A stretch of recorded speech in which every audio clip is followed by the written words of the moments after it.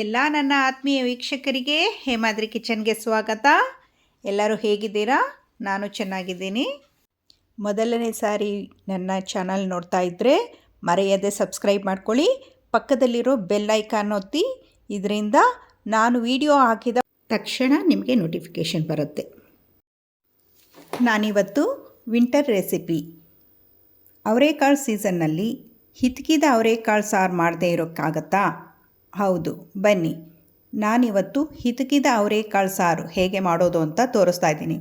ನಾನಿಲ್ಲಿ ಅರ್ಧ kg ಅವರೆಕಾಳನ್ನು ಸಿಪ್ಪೆ ಸುಲಿದು ಬಿಡಿಸಿ ನೆನೆ ಹಾಕಿ ಹಿತಕಿ ಇಟ್ಕೊಂಡಿದ್ದೀನಿ. ಅದರ ಜೊತೆಗೆ ಒಂದು ಆಲೂಗಡ್ಡೆ, ಒಂದು ಬದನೆಕಾಯಿ ಕೂಡ ಕಟ್ ಮಾಡಿ ನೀರಲ್ಲಿ ಹಾಕಿ ಇಟ್ಕೊಂಡಿದ್ದೀನಿ. ಈಗ ಒಂದು ಪ್ಯಾನ್ ಬಿಸಿಗಿಟ್ಟು 1 ಸ್ಪೂನು ಆಯಿಲ್ ಹಾಕ್ಕೊಂಡಿದ್ದೀನಿ. 2 ಚಕ್ಕೆ, 4-5 ಲವಂಗ ಮತ್ತು 5 ಹಸಿರು ಮೆಣಸಿನಕಾಯಿ ತಗೊಂಡಿದ್ದೀನಿ. ಜೊತೆಗೆ 2 ಬೆಳ್ಳುಳ್ಳಿ ಗಡ್ಡೆ ಬಿಡಿಸಿಟ್ಕೊಂಡಿದ್ದೆ, ಅದನ್ನು ಸೇರಿಸ್ಕೊಂಡು ಫ್ರೈ ಮಾಡ್ಕೊಳ್ತಾ ಇದ್ದೀನಿ. ಇದನ್ನು ಹೀಗೆ 1-2 ಸೆಕೆಂಡು ಫ್ರೈ ಮಾಡ್ಕೊಳ್ಬೇಕು ಎಣ್ಣೆಯಲ್ಲಿ. ಈಗ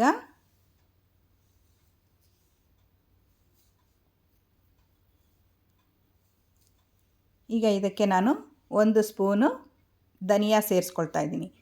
ಧನಿಯಾ ಕಾಳು ಇಲ್ಲ ಅಂದರೆ ನೀವು 1 ಸ್ಪೂನು ಧನಿಯಾ ಪುಡಿ ಕೂಡ ಸೇರಿಸ್ಕೊಳ್ಬೋದು.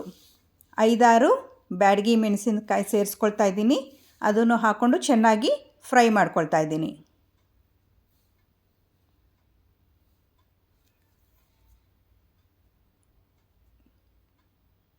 ಈಗ ಈರುಳ್ಳಿ, ಒಂದು ದೊಡ್ಡ ಸೈಜಿನ ಈರುಳ್ಳಿ ಕಟ್ ಮಾಡಿ ಇಟ್ಕೊಂಡಿದ್ದೆ ಉದ್ದುದ್ದಕ್ಕೆ, ಅದನ್ನು ಸೇರಿಸ್ಕೊಂಡು ಫ್ರೈ ಮಾಡ್ಕೊಳ್ಬೇಕು.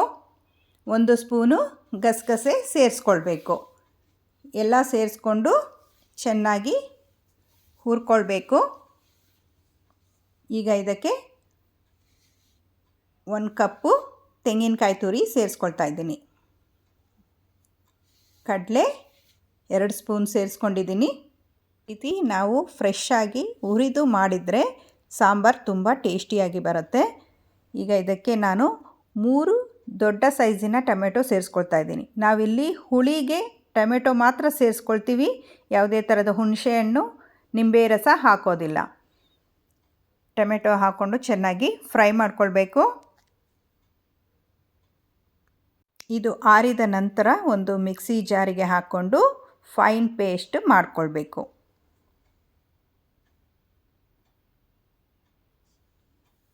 ಆರಿದ ಮೇಲೆ ಮಿಕ್ಸಿ ಜಾರ್ಗೆ ಹಾಕ್ಕೊಳ್ಬೇಕು.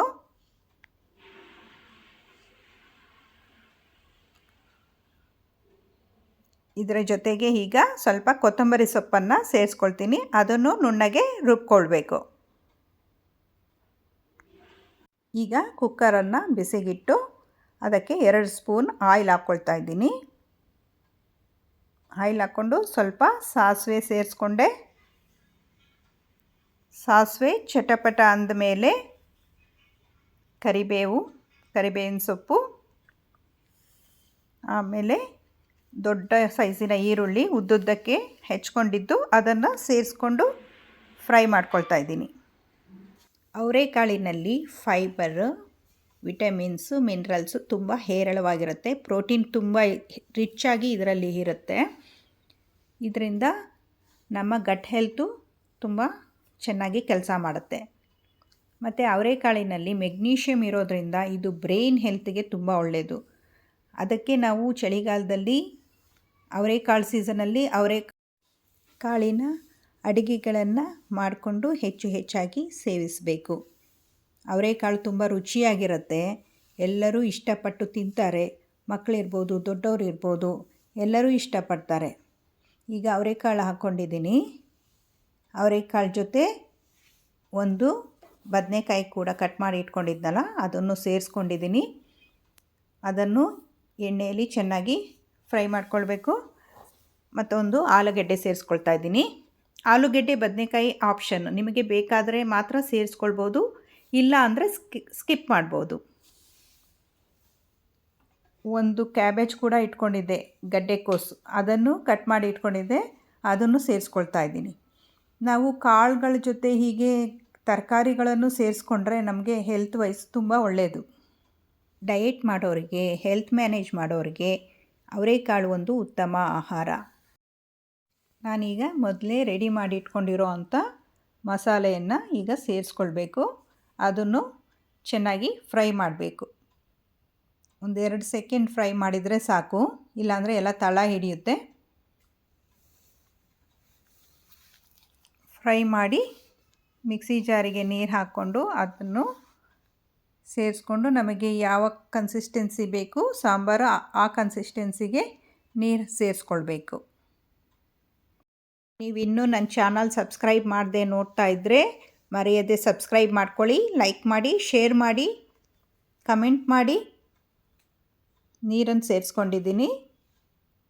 ಈಗ ನಿಮಗೆ ಎಷ್ಟು ಬೇಕಷ್ಟು ನೀರು ಹಾಕ್ಕೊಳ್ಬೇಕು. ರುಚಿಗೆ ತಕ್ಕಷ್ಟು ಉಪ್ಪನ್ನು ಸೇರಿಸ್ಕೊಳ್ಬೇಕು. ಈಗ ಸೇರಿಸ್ಕೊಂಡು ಕುಕ್ಕರ್ ಮುಚ್ಚಳ ಮುಚ್ಚದೆ ಹಾಗೆ ಬೇಯಿಸಬೇಕು. ಯಾಕೆ ಅಂದರೆ ಕುಕ್ಕರ್ ಮುಚ್ಚಳ ಮುಚ್ಚಿ ಕೂಗಿಸಿದ್ರೆ ಅವರೆಕಾಳೆಲ್ಲ ಬೆಂದು ಕದ್ರೋಗುತ್ತೆ. ಅದಕ್ಕೋಸ್ಕರ ಹೀಗೆ ಬೇಯಿಸ್ಕೊಳ್ಬೇಕು. ನೋಡಿ, ಚೆನ್ನಾಗಿ ಕುದೀತಾ ಇದೆ. ಅವರೆಕಾಳು ಬೇಗ ಬೇಯುತ್ತೆ.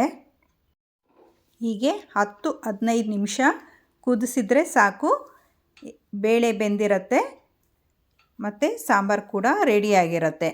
ಇದು ತುಂಬ ಈಸಿ, ಮನೆಯಲ್ಲಿ ಮಾಡ್ಕೊಳ್ಬೋದು. ನೋಡಿ, ಸಾರು ಘಮ ಘಮ ಅಂತ ಇದೆ. ಇದು ಎಷ್ಟು ಘಮ ಘಮ ಅನ್ನುತ್ತೋ ರುಚಿ ಕೂಡ ಅಷ್ಟೇ ಚೆನ್ನಾಗಿರುತ್ತೆ. ಈ ಸಾರು ಮುದ್ದೆ, ಅನ್ನ, ಚಪಾತಿ, ದೋಸೆ, ಇಡ್ಲಿ ಯಾವುದಕ್ಕೆ ಬೇಕಾದರೂ ಚೆನ್ನಾಗಿರುತ್ತೆ. ಪೂರಿಗೂ ಕೂಡ ತುಂಬ ಚೆನ್ನಾಗಿರುತ್ತೆ. ಇದಕ್ಕೆ ಬೇಕಾದರೆ ಹೂಕೋಸನ್ನು ಸೇರಿಸ್ಕೊಳ್ಬೋದು. ಯಾವ ತರಕಾರಿ ಬೇಕಾದರೂ ಸೇರಿಸ್ಕೊಂಡು ಮಾಡ್ಕೊಳ್ಬೋದು. ನೋಡಿ, ನಮ್ಮ ಹಿತಕಿದ ಅವರೆಕಾಳು ಸಾರು ರೆಡಿಯಾಗಿದೆ. ನಾನು ಒಂದು ಬೌಲ್ನಲ್ಲಿ ಸರ್ವ್ ಮಾಡ್ತಾಯಿದ್ದೀನಿ. ನಾನಿವತ್ತು ಮುದ್ದೆ ಮತ್ತು ಅನ್ನದ ಜೊತೆ ಈ ಸಾರು ಮಾಡಿಕೊಂಡಿದ್ದೆ. ಮುದ್ದೆ ತಿನ್ನೋದಕ್ಕಂತೂ ತುಂಬ ರುಚಿಯಾಗಿ ಚೆನ್ನಾಗಿರುತ್ತೆ. ಮಾಡ್ಕೊಳ್ಳಿ ನೀವು ಒಂದು ಸಾರಿ. ಹೇಗಿತ್ತು ಅಂತ ಕಮೆಂಟ್ನಲ್ಲಿ ತಿಳಿಸಿ. Thank you for watching.